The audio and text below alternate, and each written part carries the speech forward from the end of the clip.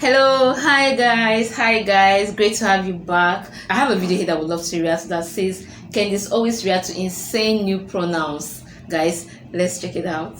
All right, so last week I had said that pedophilia is around the corner. It's pretty obvious if you're paying any attention at all that they're going to start saying, okay, like, pedophilia, it's not really that bad.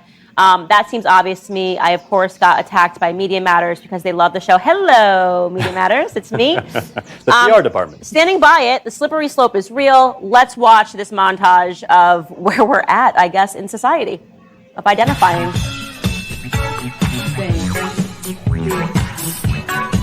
Toy self. She's a toy. She's a toy. Those are her main pronouns. Thank you for respecting her identity. She's a fish. Fishes, which is, you can't really say. Fish self. This is real. It's not a joke. And y'all thought me teaching the children about me being poly was crazy. Children. But not only that, but they also know that I'm gender fluid. When I also explain to them that I'm pagan, so I am also a witch. I don't know who needs to hear this, but top surgery is for anybody. There's no template for what you must look like after top surgery. What makes life so beautiful is the diversity in its people. Non-binary humans exist, and we legally are acknowledged now. I have an X on my license, so calling me a woman is discrimination. Girl, calling you stable would be discrimination. Take it away, gentlemen. What are we looking at here? Like, there's no standard for what these bodies have to look like. That much is very clear. Like, you've made clear that there is no standard. No, I mean, it's always very sad to me to watch these mostly children or the adults who are, bringing these children in. What you're observing is a theology. It's a cult. This is a religion, and there are religious convictions associated with it. This is essentially a state-established religion, and there's no limiting principle to it. It's simply a kind of just, break down all the walls, and they get these kids on, as you said in your monologue, Candace, they become perma-clients of Big Pharma. I mean, that's really who's benefiting here, right? To whose good is this? It's not to the kids, right? These kids that have been, so terribly desensitized and just, it makes them essentially into victims of the state. Yeah, I think that the only justification God needs to condemn the world is the existence of TikTok. Genuinely speaking, spend a little bit of time on there and you're like, God, end the world now. Yeah, right. It's a little late, actually. But when you look at this, I paid $35 in the state of California to become non-binary. So I kind of demand respect a little bit. I got a gender X on my ID. Wow. I revoked my manhood, and I knew that it was all BS when I stood there with my wife, looking at the lady, and she goes, "So you're not a man?" I went, I'm an X. Ask the wife. I'm an X, and that's what it is. It's all made up in their heads. They want to feel special, and quite frankly, like that Shrek Fiona-looking girl in the second video with the green hair. Yeah.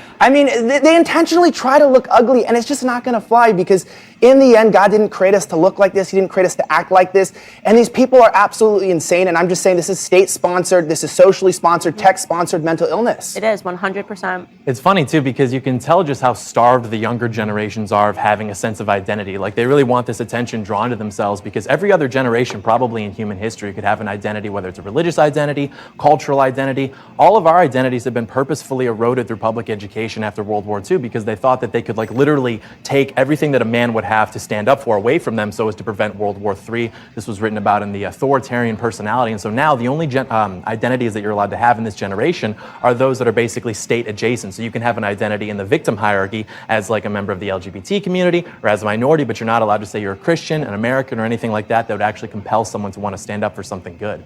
Yeah, I actually wrote in my book, I have this whole theory that what's actually happening is this thing that I call over-civilization, which is like it's natural for humans to want to strive towards something, right? Towards some goal. Like you want to be like, we're the generation that ended this, segregation, we're the generation that ended this. And unfortunately, when you arrive at a society where all the problems have basically been solved and people are privileged and actually by and large overprivileged, they still have this like yearning to achieve something. So they arrive at like over-civilization, which is like you get back to the beginning on a lot of these topics. And you get back to just blatant foolishness, right? So it's like, we've got everything we've wanted, so let's just make up stuff. They've given us gay marriage? Okay, so let's now say that we need trans fish shelves, is that what she said? To be able to marry Wiccan, pagan, it gets nuts because they want to feel like they've done something. And at the end of the day, these people are just losers. And if I walked into a classroom and saw any of that, trying to teach my kid, my child would be unenrolled. Let's talk about cancel culture and what you can do about it, particularly on social media. The left wants to silence you and any voices that they don't agree with. Twitter and Facebook were supposed to be open platforms.